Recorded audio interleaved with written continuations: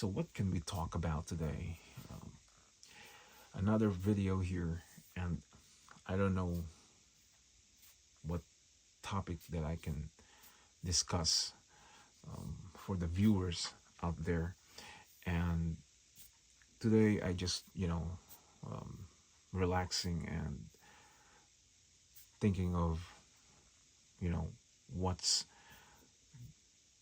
the good thing to do next to, make money from vintage stereos and to find those good stereos and you know enjoy to listen to the stereos. Too many things, guys, going on in my head about vintage stereos, and some of these stereos here, as you can see, from Sansui, Marantz, and these are good vintage stereos that I have, and I love the sound quality of these stereos. And you know, um, it's in a long period of time. You have to think what you have to do next after you have all this good stuff. And today, I'm thinking of selling some of my stereos. It's because, especially the stereos that I have in the garage, because there's too many of them that I don't need, and I'm just keeping the good ones. Many stereos guys out there, and many collectors are collecting good stereos, and eventually they will sell it. Today, I'm just thinking what I'm gonna do next. What's my project this summer, and what's the future holds, and what's is coming. And to find stereos, guys, it's not easy today. It's because a lot of people are selling online, and I noticed that the price online keeps going up and up and up. And it's good to sell in eBay, and you can make profit, make money, but it takes time. And me, I like the quick, the quick money. Um, Once I buy a lot of stereos, and then I want to sell, combos and get the money quick. Sometimes I do sell online. I sell in eBay, but it takes time. Sometimes I sell an offer up, and it takes time. Not a lot of people are, the thing with that, guys, if you drop the price, and it's obvious that it's a low price, then they will take it, you know, um, they'll buy it right away. But many, stereos out there, and the price is just, sometimes you can't say it's a good price anymore, because a lot of stereos, especially in eBay, it's a high price. Yeah, but it is what it is, and that's how they sell it. Because they have to pay eBay, and they have to. eBay needs to get their share. So here, guys, I have my Sansui here. I have two Sansuis right there, actually three with the turntable, and I have Marantz over there. And these are my favorites stereos in my collections, and I do have different brands. The Luxman, I like the sound. I do have the Luxman, yeah, the 7 to 1 3R. It's a good stereos, but it's very heavy. But you know, he's on standby. Yeah. Right now, standby. I don't think I want to sell my Luxman. It's not easy, but I could definitely sell that for 700. You know, in eBay. Yeah, but not at this moment. But Stereos, guys. Vintage stereos. They're they have a good quality sounds, and the looks, different from today's stereos. And you know, um, Marantz, guys, has beautiful sounds. I love Marantz, and I love Sansui. These two here, the Marantz and Sansui, I really love. And then it'll go down to Pioneer, and then Luxman, Aquaphase. The what do you call this? The Macintosh. It's good, but I don't like the style of Macintosh. I mean, I like the vintage, the old Macintosh, but the new ones that's coming out, it's a little bit modernized now, and it's too much lights going on, and it looks like robots, and I don't like, I don't like it. The old, maybe the 1700, 1500, I believe, the Macintosh, the old, look like kind of like this. Those one are the one I like. Yeah. And then Pioneer, I do like. Pioneer has a beautiful sounds, and techniques. Akai has some good sounds. What else? Sony, you know, Harman Kardon. Yeah. But definitely, guys, the Sansui and Marantz is my favorites. As you can see, my setup here, some Marantz and Sansuis. So, what else can we talk about today, guys? What do you think? Let's talk about the maintenance of this stereos. Luckily, you know, never happened to me yet. Maybe once, yeah. My Pioneer, yeah. So he was start acting up, and then but most of my stereos, guys, are in a perfect condition. They are working condition, and you know, luckily that they don't break yet, because some of these stereos, guys, could cost money. And when you fix this, when you take it to the shop, of course they want more money. They want money. They charge you for the labor, so. And it's good to learn how to fix these things, so to maintain the stereos, guys, like the fuses, it's easy to replace. Cords, when there's a burning cord, you can do that yourself. So like basic problems, you can do it. Changing bulbs, the lighting there, you can do that yourself. You can order the parts and do it. But other stuff like capacitors, replacing capacitors, or transformers, I can do that myself. Capacitors, yeah, you can probably do it. You watch somebody in YouTube, and you follow that procedure, and you can do it yourself. You know, but there's stuff there that's a little. It's more work. It takes time. A lot of you know parts that you have to replace, and you melt it, and then you pull it out piece by piece, and then you have to put the new one back. So it takes time to fix these problems.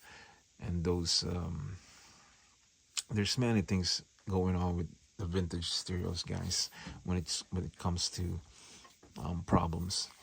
The volume control inside, the tuner. There's a thing there that you know that spins around, and he's the one who's doing the finding the station. And there's many things that going on in the stereos, so but these vintage stereos, guys, I think it's more easier than the modern ones, the digital ones, to fix, because the modern ones you have to replace, the screen, the computer screen, it's digital, and it probably costs more money to fix, and it's more complicated. This vintage stereos are more easier than the modern, yeah. The modern stereos, guys, are cost more money. It could cost $3,000 or more. Big ones, Pioneer, surround sound, home theater. Yeah, surround sound. I've seen it. You go to Best Buy, you'll see all those modern ones. The price are like 1,000 to 2,000, 3,000 or more. Yeah, they do have different brands. They have Pioneer, they have Marantz, Harman Kardon, so the modern ones. But I will stick with my vintage because I like vintage stereos like this, and this is where I grew up. This kind of stereos. So what else can we talk about, guys? Many people has nice setup. Yeah. Okay, let's talk about the setting up the stereos. So some of these vintage stereos are two speakers only. My Marantz over there, that's four quad. You can put four speakers at the same time, big ones like that. You can use four ones, as long as you look at the watts. As long as they match, and you can use four quad, 40 speakers. So this four quad Marantz receiver, and these are, well, this one, yeah, you can use. Um, I think that's two speakers or four. Yeah, I'm not sure. I didn't really look at the back of this Sansui's, but the setup, guys. You have to have a nice speakers like this one here, my SP 1500, and it will give you a good quality sounds. So don't buy a crappy speakers and you know um, use some of these stereos because the sound quality is just very good, and you're gonna use crappy speakers. And other thing, guys, the audio cables. If you can get a better big cables, better. You can get a monster cable, would be better. You know, good quality speakers. You know, so those things are good to set up the stereos, and it will give you good quality sounds. So what else can we talk about, guys? There's many things that we can talk about. Um, Speak about turntables. So when you have a setup of stereos, guys, if you want to have a good quality sounds, you have to use a nice looking turntables. Okay, um, you have to match, your stereo system. If they're all Sansui, all Sansui. If they're all Marantz, it's all Marantz. Why is that, guys? It's because it's good. You feel, you know, um, you feel amazed when you set up all the same brand. But some people, they do use different types of brands. They don't care, but I like to use the same brands. Like this one is Sansui, the Marantz, and it's better for me. I like it like that. I like it that way. But for others, they don't really care. So the other thing, guys, the cartridge. When you have turntable, you have to have a good cartridge, which is the needle. Okay, so when you play your uh, vinyl records, it will give you a good quality sounds because they are all good brands. So um, cartridge, it's important when you have a setup, especially when you have a big place and you want to make it loud and you want to have good quality sounds that you feel like you're watching a concert, like it's a live show. So cartridge is very important. um, all of you know all of the things that you will use to set up your stereos, it's important. From turntable to equalizer to receiver, amplifier, speakers, cables, everything is important. So it's better to set it up that way. So the other thing with when you have setup, guys, you have to have a surge protector, which is I have a Monster Power, my HTS 1600, yeah, protector. It's a surge protector because you never know, if there's blackout or all of a sudden, you know, the electricity just shut down. So that protects your stereo system with your surge protector, like a good surge protector. A monster power protector. HTS 1600 is a good one. It's a bit pricey, but it's good to protect your stereos from getting damaged. Many things that you can talk about stereos. Your speakers, you don't have to get close to another speakers. You have to separate them, and so they don't, just the magnets are huge, guys. So let's say you have like a 8 or 10 woofers, speaker the size of woofer, and that's pretty strong magnet, so you cannot close one speaker on the left and one speaker on the right. So that is why my speaker is here and the other one is over there. Yeah, so they're separate. um the other thing, guys, when you set up your stereos, you don't have to put all those stereos like on top of each other, because first they look kind of funny when there's too much. Like this one, it's only one piece here, and then over there's one, and over there. So some people, they stack them up so high, and it looks really funny and kind of look ridiculous. And it's better to separate it, because you see the beauty of your receiver. Especially, let's say you have a Sansui 9090 dB. That's a beauty, or Marantz. you know so you have to separate, like, just single piece sitting down on top of the table, and that would be really nice. And the less stereos setup you have, the better to look. And when you have visitors or friends comes over and they see that beauty there, but when you stack them so high, too many, so it looks different. They cannot really see the beauty of that one piece because there's too many of them.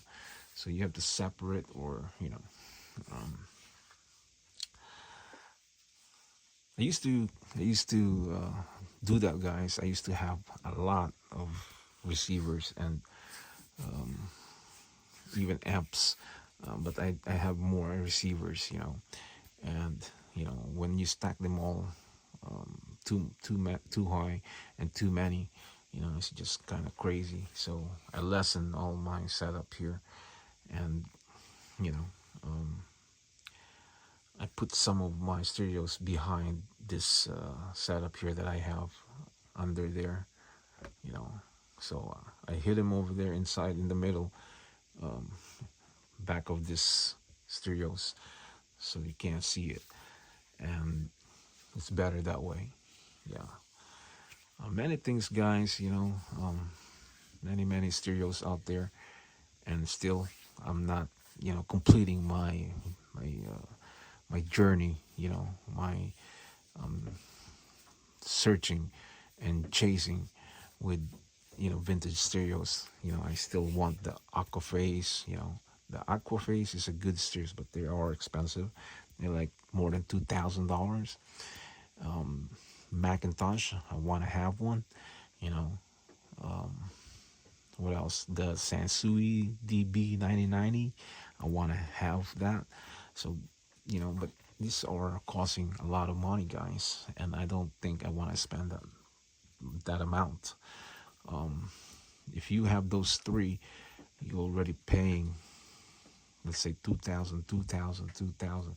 You're already paying 6,000 or more US dollars. So it's a lot of money, guys. Some of this vintage are costing a lot of money, those three that I mentioned, and they are expensive. So the Sansui 9090 dB is expensive. The Macintosh is very expensive, and the what do you call this? Even Marantz, some of the Marantz are very expensive. You know, Aquaphase is very expensive, more than $2,000. So these vintage stereos are not cheap, guys. You know, many stereos out there, guys, is a high price. So mine right here is okay. You know, these are not costing me $1,000 a piece, so that's fine still. You know, I am not gonna spend for those kind of stereos because these are been used for decades, and you never know when they're gonna break. And when that happens, you better be prepared because they're gonna eat money to fix it. So I'm pretty smart with that, and you know, you don't have to try to com- the comparison or compare yourself to other people out there that they have expensive stereos in YouTube that you see because they're spending money. And I hope they pay them cash, and they're not in debt, because if they're in debt, then that's a problem. So spending expensive stereos can cost you a lot and can put you to debt. So yeah, guys, so another video here that I wanna, I don't know, I'm just mumbling and trying to think of what can I you know um, have a conversation or discuss today. And I just throw a lot of different topics today. And yeah, guys, enjoy your stereos, and yeah, I will see you again next time, guys. So be smart spending your money, and you know don't get into too much spending with expensive hobbies, because if you get into that, then you're gonna be in trouble. So guys, take care, and see you again next time. For now, I say bye bye.